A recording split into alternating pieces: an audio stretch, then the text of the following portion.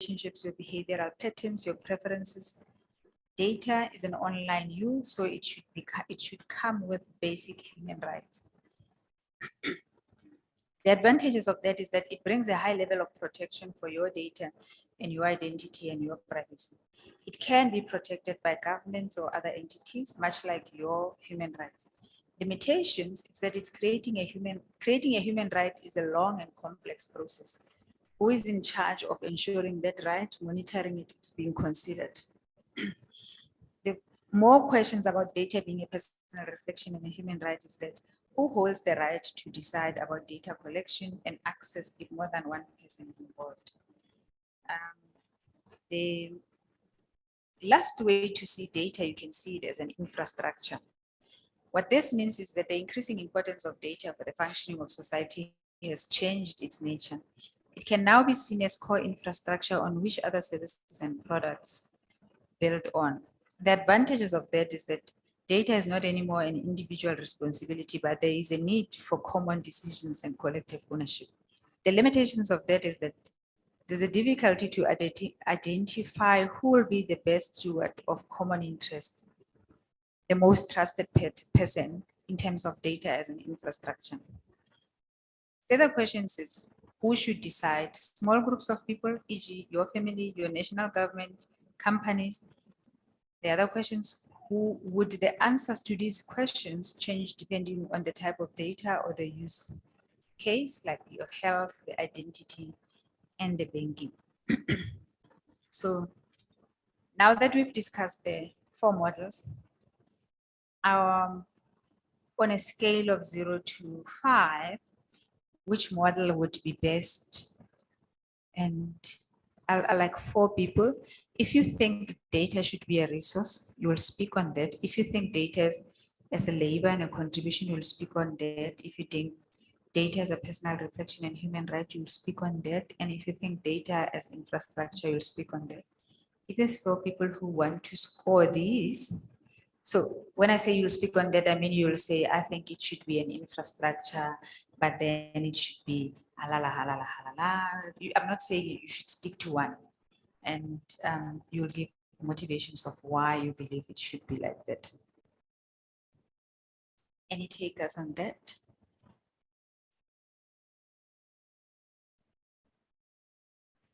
I want the gentleman over there who's got his hand and his mask to tell us what he thinks data should be looked at.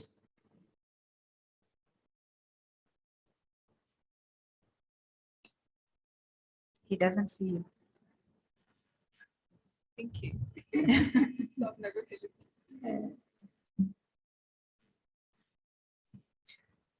Good morning. This is the gentleman who was holding his hand by his mask.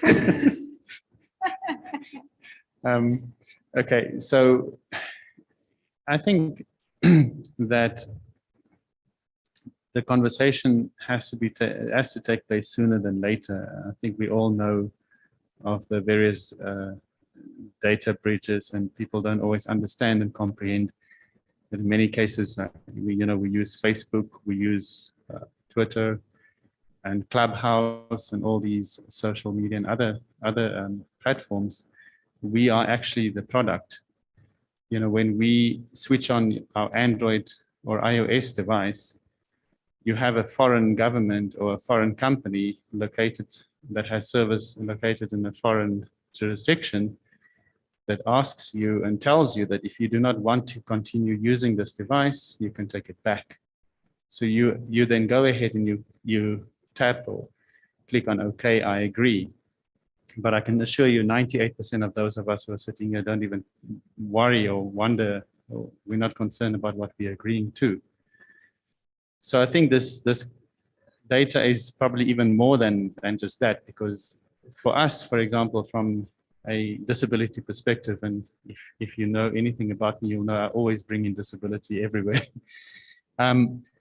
It becomes a very convoluted concept, because you being online, you have a persona online. You might be the same person offline as well. It creates opportunities. It changes the dynamics of society. You have people who get married because of online communication. You get people who who get positions at the United Nations because of online networking and communications. You get advocacy. And all these things, yes, has to be governed, I think, from my perspective, by everybody who's involved. And we should not leave it up to outside entities to dictate just because they have a bigger data center or just because they have more complicated terminologies that they're using. And, you know, we should, like I said yesterday, and I saw there was a bit of a difference of opinion, which is good. But we are not just consumers of data. We are innovators as well in South Africa, and we need to stop looking at ourselves as just potentially being consumers or just workers. We have so much of potential historically and even currently. We are breaking boundaries in many fields. So data, I think, is a conversation that from a young age, children should know what it is, what it entails. There should be legislation and mechanisms in place. You know, when you attend an online class on Zoom, for example, as a child, how safe are you? How safe is your image? How safe is a conversation that you have in a boardroom? You know, I don't even know if Zoom has data centers in South Africa. To be honest, I haven't seen us on the list when you select data centers. So I guess not maybe the answer that you wanted, but that's what's been going through my mind as you were speaking. And I think this is a new concept as well for many of us. So we are basically making inroads in these conceptualizations. So short answer, we must all be involved. Government, people don't trust government.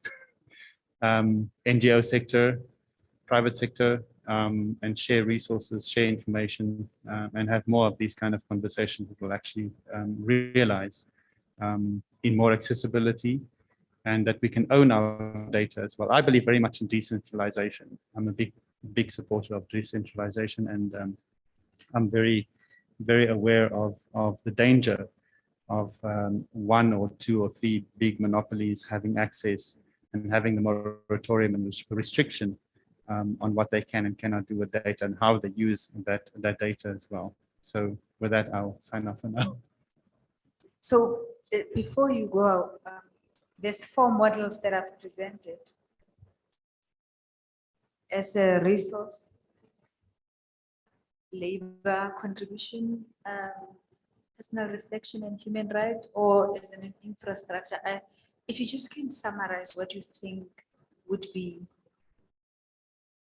how do you think about it in terms of coming up with a policy? I know South Africa has this position. I think Poppy falls under, they want to look at data as infrastructure. So what do you think? I don't think I can really comment adequately on that, apart from my personal view saying that I think we've taken much of the POPIA Act from the European laws, if I look at that very quickly. But data is most certainly and should foremost be a human rights concern as well. I think commercially we are commodities. People would love to have information on our behavior, our purchasing behavior. But I think there's a lot of issues at stake. We can just look at the media for the last few years, knowing, and we'll know that your electronic devices, your internet connected devices, were very much instrumental in gaining information on people's movements, on people's opinions. So therefore, in my opinion, it should be, I think all of these should be considered and taken fully into consideration. But for me, the human rights side would be the foremost, and the rest of them can fall into place. Thank you. I'm going to put you on the spot with lots of questions because they should have put you on the panel, but I need your opinion. Do you think people who live with challenges in terms of accessing internet, in terms of like people with disability, young, maybe children, how should, I don't know how to put my question, but I think, do you think there's enough data to reflect what are their challenges on the internet? I don't think there's enough data for that. In South Africa, especially with people with disabilities, even if they are adults, there's a huge problem in that, for example, in the schools for people with disabilities, the Department of Education would swap teachers around as and when they please. So you might have had a person with specialization in how to deal with children with let's say with an autism spectrum, or somebody who's totally blind. And then tomorrow, DBE will just say, well, excuse me, you're going to another school now. So I'm saying this because we cannot expect to just look at adults. If you're talking about internet access and disability, it starts from a young age. Do we give do we give a tablet and an iPhone to a 3-year-old? Many people do that. Do they know what their kids are doing on YouTube? Do they know what their kids are doing on Google? How efficient they are by the age of 6, 7, 8, 9? There are platforms, and I mentioned Clubhouse, for example, where I have discovered 9-year-old kids from Massachusetts and 11-year-old kids from Durban on these platforms, and we have to then report them, and they get banned and blocked. But for how long will they be blocked? But to come back to your question, I don't think there's sufficient data. I think first of all, people with disabilities are mostly invisible, especially in South Africa, as disability is seen as not important enough to even have been included in research and universities. As you may know or may not know, there's usually a very convoluted process in getting research started. I think most of the time the problem is, what is the question? What question is it that we want answered? Internet access to data. I'm worried. I don't know what Department of Home Affairs has on me. Whenever I call in, they ask me, they'll say, this is Samantha. I just have 5 security questions. Do you own a property at 22 Somerset? Whatever. And then, no, I don't. But if you'd like to give me the deeds, I won't say no. So the information that they have, and sometimes I've had a real situation where the data didn't match, and I would fail the security questions. But it's me. I know me. I know what I have, what I don't have. So I think coming back to disability, data access, this is for everybody. I think that we all need to have a unified approach, whether this is about getting access to domains, access to proper internet access, understanding what it means when you have your email on Gmail. Google still scans your email. They say they don't, but that doesn't mean that they don't. You have even government using very unsecure email systems, even companies. People use WhatsApp and other systems that are not as secure. You have something, and I'm going to leave it at that. You have something called relationship mapping, for example. I have you on WhatsApp. I might be a person that's of interest. So immediately, just by linking the numbers, they can see that, okay, they've got me on Facebook, they got you on Instagram, they got your WhatsApp conversations. So just having a relationship map, that in itself is data. That's extremely valuable. Having, I'm sure you've done that, where you say something and the next minute you see an ad for whatever you spoke about on your Facebook timeline or on your Google search. And all that is part of the process of data mining. All that is the part of the process. But we need to take cognizance and take control of this whole narrative. Otherwise, it will be done for us. And disabled people online, many people live online. Many people don't have access to engage with people locally. Many people's families will seclude them, and it also allows people to grow, though. It allows people to receive peer counseling, if you may call it that. They can get encouragement from peers. I run a group called Blind and Visually Impaired Muslims, for example. And on there, it's a worldwide group. On there, there's a number of people that because of their disability, they've had to, for example, leave their homes. They had to understand that their families don't have their best interests at heart.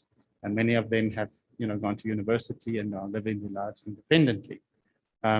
So we can do that in South Africa as well, I think, if we decide to be the leaders of our own narrative, the writers of our own stories. Thank you. Thank you very much. So I'm going to close with Mark, and then we go on T. We come back and we start with public government, public sphere, and how other people in the world and other countries are dealing with data. This again is Mark Elkins from the internet. I would strongly lead towards data as an infrastructure as well. Data is older than the internet. When you were born, a birth certificate was made. There was no internet if you were over 30-ish, done then. But it was recorded on perhaps computers. And literally every major event through your life, your driver's license, your marriage, and eventually your death certificate, etc. So the government has always held data. There's nothing inherently wrong with data. It's when that data is abused. Data is a bit like a gun loaded, lying on a table. If a good person picks up that gun, you're quite safe. If a good person picks up that data, you're quite safe. If a bad person picks up that data, that's when troubles occur. Now, I know that Google watches the links that I go to when I use the internet. And generally speaking, that is fine because they then use it to perhaps send me adverts rather than being totally random are useful to me. And that can be useful to me, strangely enough. So it's how the data is used, not the fact that the data is there. And that is the problem. And yes, there's the whole human rights issue with data. But I just wanted to pick up the point that data existed long, long before the internet existed. The problem and the beauty of the internet is it allows us to move information, data, whether it's a phone call, whatever it is, around very, very quickly. And I suppose like nuclear power, it can be used for immense good and it can be used for immense bad. Thank you very much, Mark. If we can go to tea break. When we come back, I'll be talking about bringing citizens into public policy.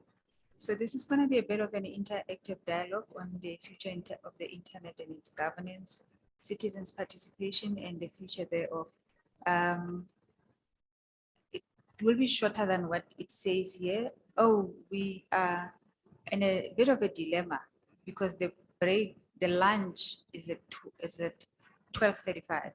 So I'm going to have to do the session up until the lunch is ready, unless somebody brings the lunch up. So I'll go with that because also if I move the session up and there's people who are going to join online specifically for the session after. So whatever my plan was, it's thrown down the drain and my promises. So we'll stick to the program the way it is. Yeah, thank you very much. If we can go to tea and then come back, don't come back at 11:30. If you can come back, oh no, 11:30. Thank you very much.